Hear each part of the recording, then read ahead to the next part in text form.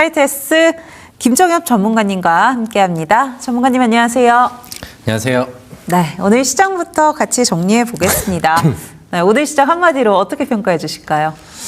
네, 너무 좋죠. 요즘에 시장이 행복합니다. 그래서 방송 나오는 것도 재밌고, 우리 정보방에서 우리 투자자분들과 같이 또 매매하는 것도 재밌고, 또 저와 같이 매매하시는 우리 또 고객분들과도 굉장히 좀 좋은 시간이 계속해서 좀 이어지고 있는데, 그냥 지금은 적극적으로 매매하고, 그 다음에 이제 매수, 그 다음에 대응에 좀 적극적으로 참여를 하시면서 좋은 시장의 분위기를 실제 내 계좌로 얼마나 좀 잘 끌어갈 수 있느냐, 요게 가장 중요한 시기인 것 같습니다. 제가 이제 지지난주 방송할 때도 이런 말씀을 많이 드렸었죠.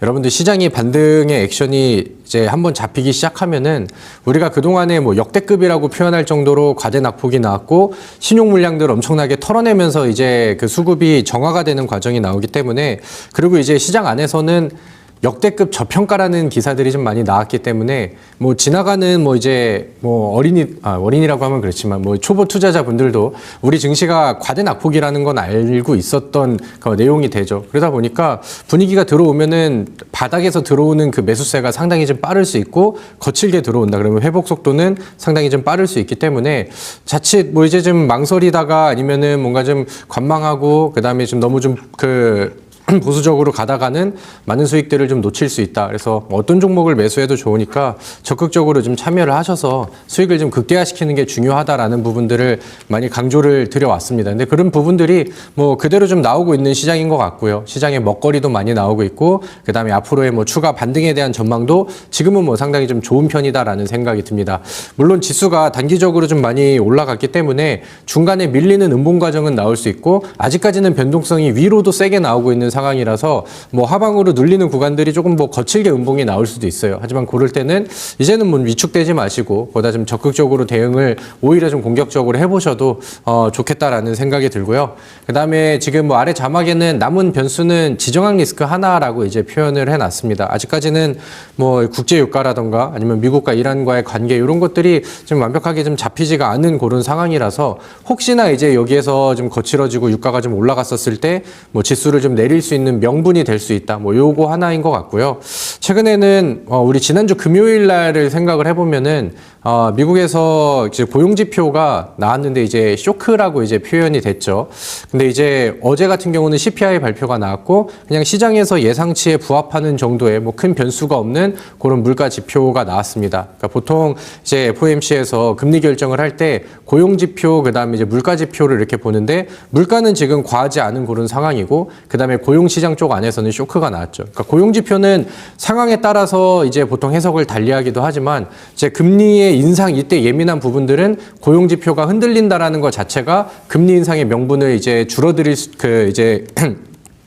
줄어들게 한다라는 그런 내용들이 있어가지고, 지금은 고용 시장이 좀 흔들렸다라는 것 자체가 우리 증시한테는 이제 호재성 이슈가 좀 되는 거죠. 그래서 기술주들도 올라가고, 어제 필라델피아 반도체 지수, CPI 지수 나오고 2%대 반등 나오고, 이런 것들은 흐름이 상당히 좋다라고 생각을 해요. 최근에 삼성전자, SK 하이닉스도 좀 많이 빠졌다가 오늘은 삼성전기, 하이닉스, 삼성전자 요 종목들이 강하게 올라오다 보니까 코스피를 또 세게 견인을 했죠. 근데 그럼에도 불구하고 삼성전자랑 SK 하이닉스는 자기의 가치를 채우러 갈 수 있을 만한 윗공간이 저는 많이 열려 있다라는 생각이 들고요. 그래서 그런 흐름들, 그다음에 앞으로 과대 낙폭이 나왔던 시가총액 상위 그 아래에 있는 현대차라던가 이제 이런 기업들을 본다 하더라도 저는 코스피의 전망은 여전히 좀 맑음이다라는 생각이 듭니다. 그래서 좋은 시장 안에서는요, 시장보다 더 강하게 올라가는 종목들을 매수하는 게 정답인 것 같고요. 그리고 이제 시장의 속도보다 더 빠르게 수익을 내는 게 우리가 이제 풀어가야 될 과제가 되겠죠. 우리는 지금 그렇게 해오고 있고,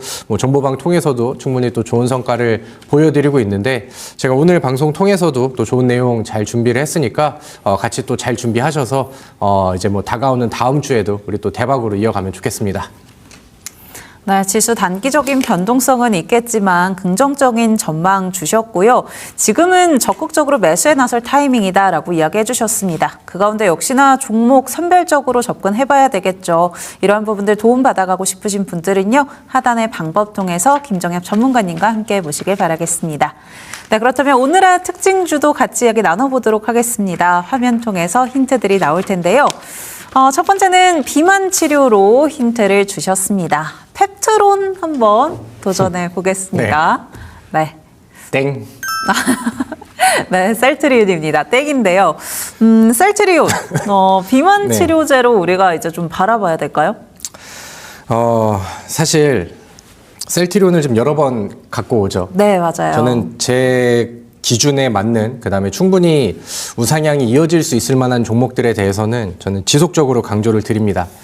근데 뭐 또 맞추실 것 같아서 약간 좀 꼬기는 했는데 네. 셀트리온은 뭐 비만 치료제 쪽 안에서 뭐 약간 진행형이다라고 보기보다는 약간 좀 미래형의 좀 이슈라고 이제 볼 수 있겠죠. 셀트리온이 요즘에 좀 부각이 좀 많이 됐습니다. 그리고 지난주 뭐 그 지난주 설명드린 이후에 셀트리온이 제법 또 많이 올랐어요. 제가 이제 강의 방송 안에서도 실적은 절대 배신하지 않는다라는 주제를 담고 셀트리온을 또 바닥에서 잡아드렸는데 뭐 운이 좋게도 잘 올라갔고 또 두 자리 이상의 또 수익률이 잘 나와줬습니다. 근데 셀트리온이 어제는 조정이 나왔고 오늘은 뭐 약보합 정도로 좀 쉬어가는 그림이 나왔거든요. 그래서 저는 오히려 좀 좋다라는 뭐 생각이 들어서 다시 한번 이 셀트리온에 대해서 좀 소개를 해드려도 좋겠다라는 생각이 듭니다.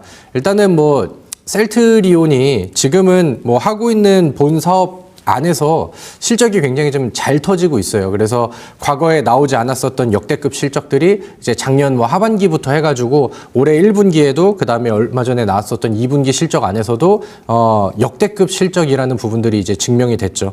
과거에는 우리나라 제약 기업들이 어떻게 보면 뭐 이제 꿈을 안고 가는 기업이라고 이제 표현을 할 정도로 실적은 거의 뭐 꽝이었고 그 다음에 뭐 적자들이 계속 나오고 있는 그런 기업들이 뭐 R&D 이슈가 나오면 아니면 뭐 시장의 금리가 인하되는 정책이라던가 정부 정책적인 이슈가 나와서 이제 분위기를 탈 때 그렇게 막 올라가다가 어느 순간 뭐 이제 시장의 관심을 받으면은 가지고 오는 그런 그 현금들이 없고 매출이 없다 보니까 막 유상증자 때리고, 그러니까 투자자들 막 뒤통수 때리고 이런 경우들이 많았는데 요즘 들어서는 우리나라 바이오 기업들이 가치 성장, 즉 실적을 계속해서 키워가고 뭐 역대급 뭐 흑자라던가 이런 부분들이 계속 좀 이어지고 있다라는 생각이 들어요. 그리고 그 선두주자에서는 셀트리온이 이제 뭐 가장 실적 성장 폭이 뭐 상당히 좀 좋다라고 생각을 합니다. 최근에 뭐 삼바도 그렇고 SK 바이오팜도 그렇고 또 좋은 실적들이 좀 많이 나오고 있죠. 그리고 지난 이제 올해 뭐 상반기에도 그렇고 하반기 넘어올 때도 그렇고 환율이 상당히 좀 높았었죠. 그래서 미국에서 달러로 돈을 벌 수 있는 그런 기업들이 단기적인 그런 실적의 영향도 뭐 상당히 좀 좋았다라는 생각이 듭니다. 우리 차트 한번 볼까요?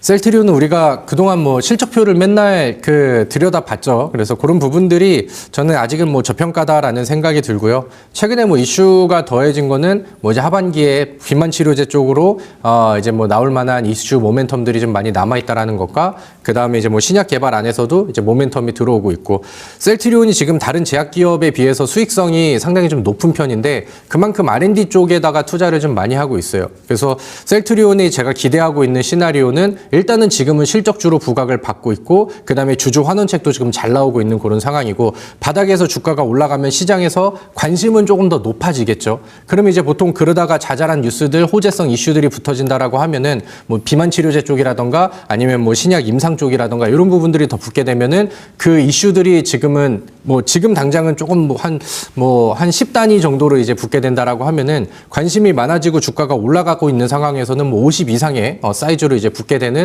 그런 효과들이 저는 앞으로 셀트리온한테는 좀 많이 나아질 것 같다라는 생각이 듭니다.